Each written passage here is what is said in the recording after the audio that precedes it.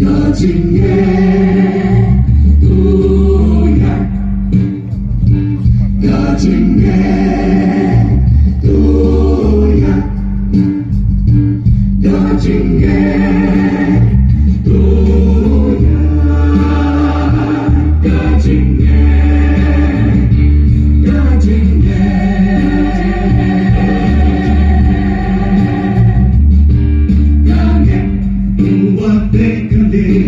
Accepting our day.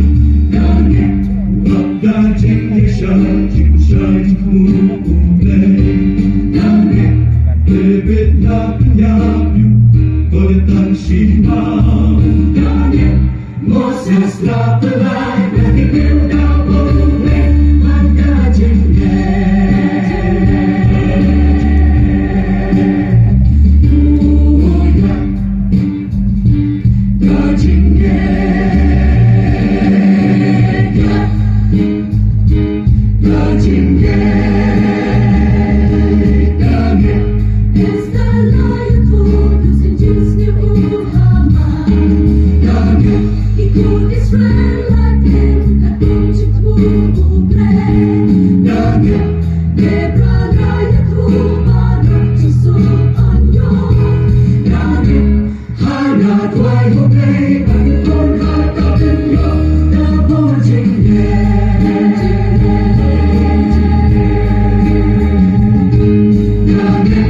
Jisuan seperti adur jilonggo Yange uko ngojikmu buka apen laka Yange ninyatkan kasinan sendai lalaknya Yange ninaplah nanti gajinget on rayotnya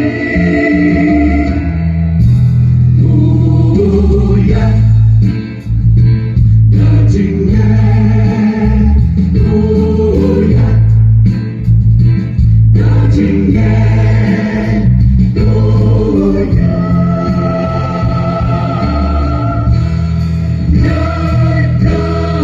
See